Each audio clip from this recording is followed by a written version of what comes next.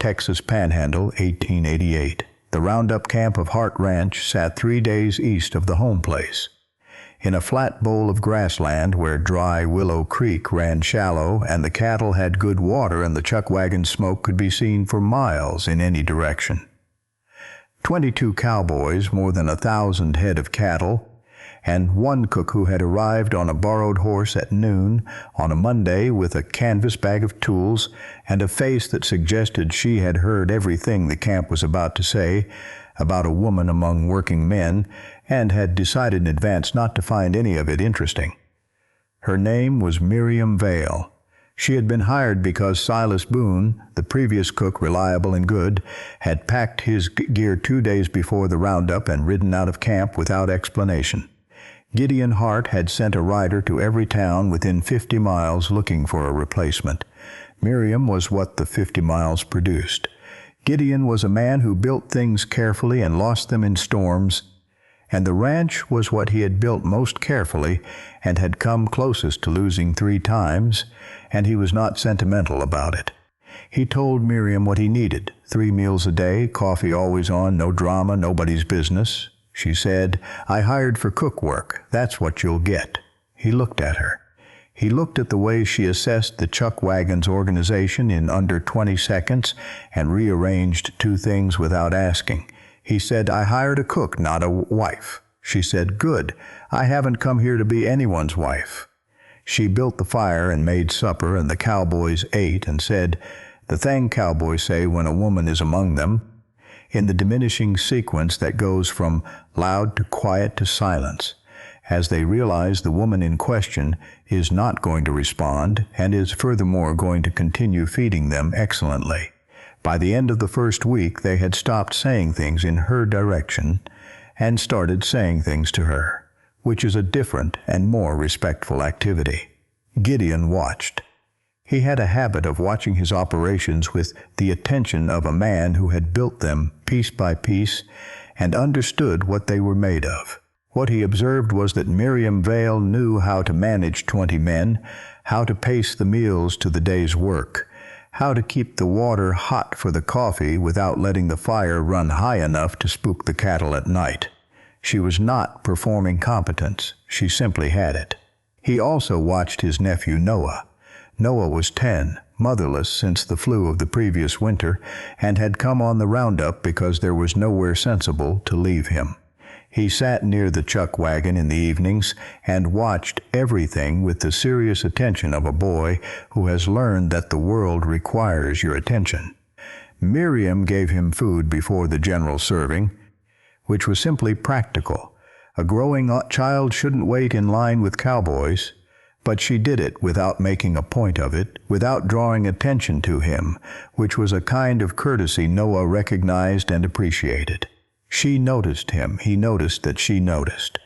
On Thursday night, the 5th day, Miriam came awake at 2 in the morning to a smell. It was not wood smoke. It was not cook fire. It was grass catching somewhere upwind, and it had the particular quality of something large and moving. She was out of the wagon and looking at the southern horizon before the words had finished forming. The horizon was orange. A grass fire on the Panhandle town wind in August does not arrive gradually. It arrives like weather, all at once and from everywhere. The wind was southerly, which was the only mercy, which meant the fire's leading edge was moving north, and the camp was in its path, and they had perhaps 40 minutes if the wind held. She did not have 40 minutes to explain all of this to people who were still asleep. She went to Gideon's bedroll first. He was awake before she reached him. The smell had gotten to him too, and he was already sitting up when she arrived. She said, "The creek's the wrong direction. If you take the herd to Dry Willow, the fire will push the smoke down into the draw, and they'll panic in the water and drown. Take them northeast. The ridge ground is higher, and the fire will run south of it." He looked at the orange horizon. He looked at her.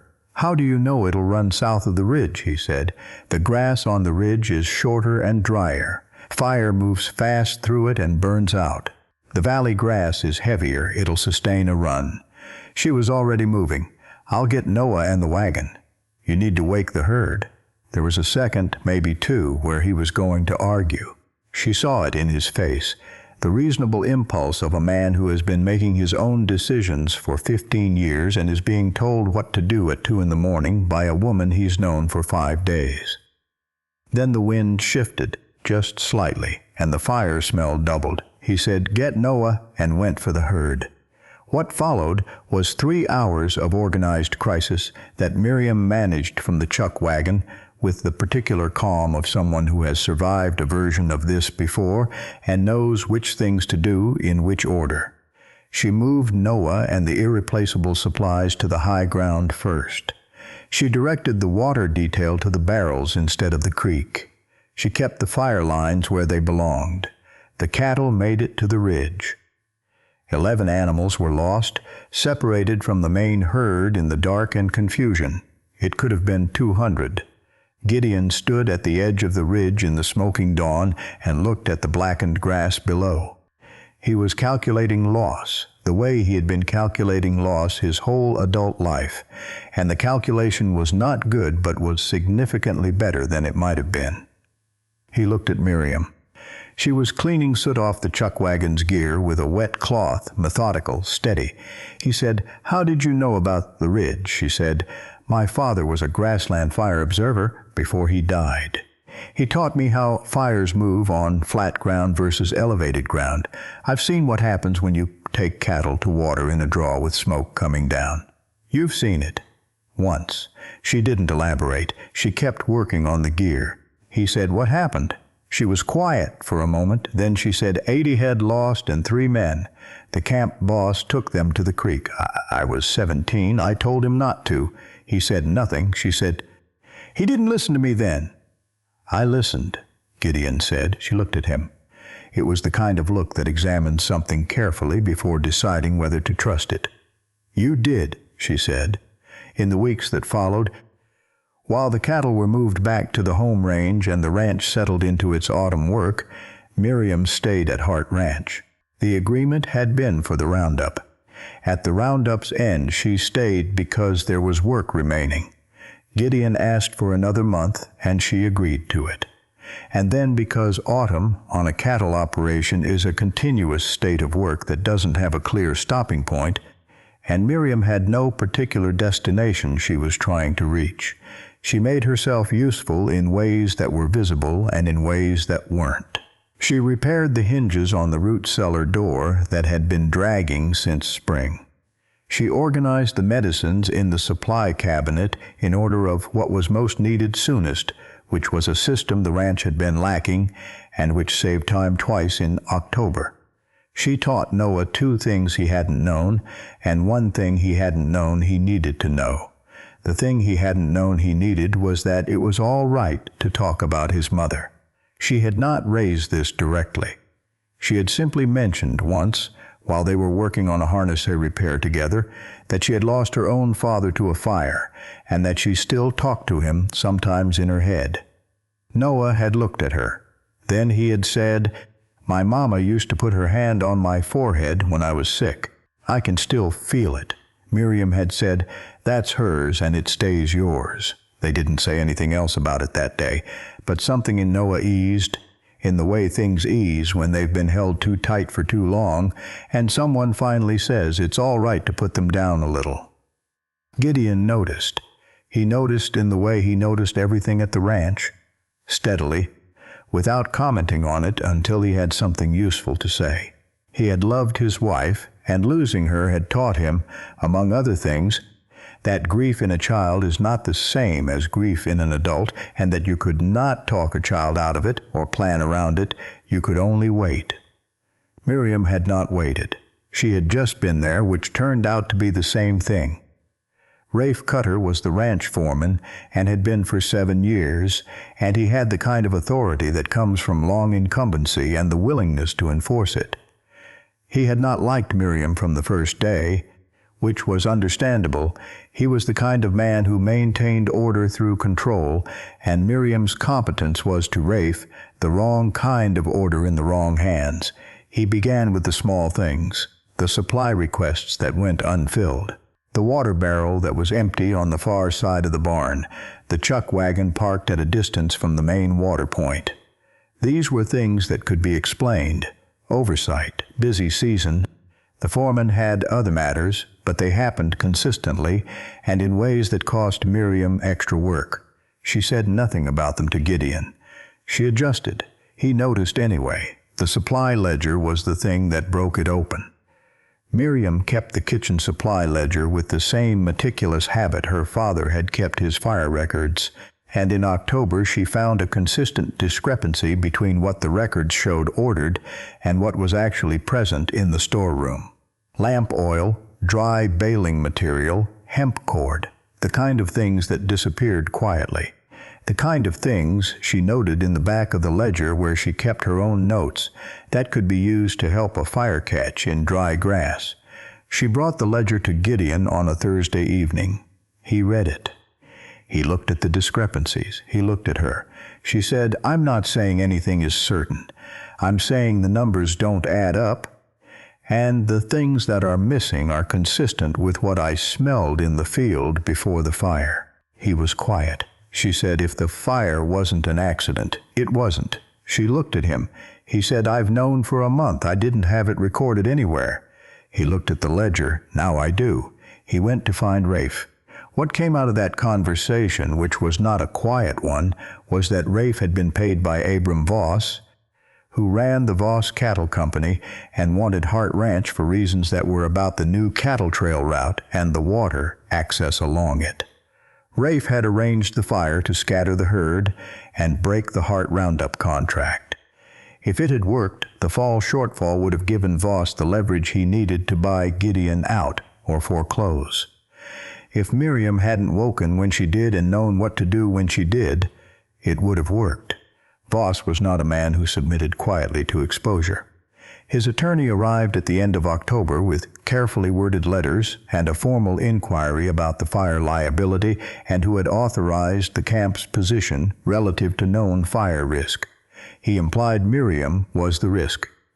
He implied a woman making tactical decisions about a cattle operation was itself a form of negligence. The Mercy Bend stockyard was the place where the season's contracts were settled in November, and it was there, in front of the buyers and the brokers and the other ranchers, that Gideon Hart put the ledger on the table and said, "The fire was set by my former foreman on payment from the Voss Cattle Company. I have the supply discrepancy records and the timing evidence, and my cook identified the fire's origin as multiple point, which is not consistent with a natural fire. I'd like to discuss what that means for the Voss Company's position in next season's contracts." The buyers had their own ledgers. Voss had done this before, to other ranches, in smaller ways. There were patterns that suddenly had an explanation. Rafe's statement was taken by the county sheriff. Voss's trading position was reviewed by the exchange. The fire investigation was reopened. Miriam stood to the side of all of this and watched it work and felt the particular satisfaction of a truth that has been carried a long time finally being set down. Afterward, in the cold November air of the stockyard lot, Gideon came and stood beside her. He said, "You could have gone after the roundup. I stayed." "Why?"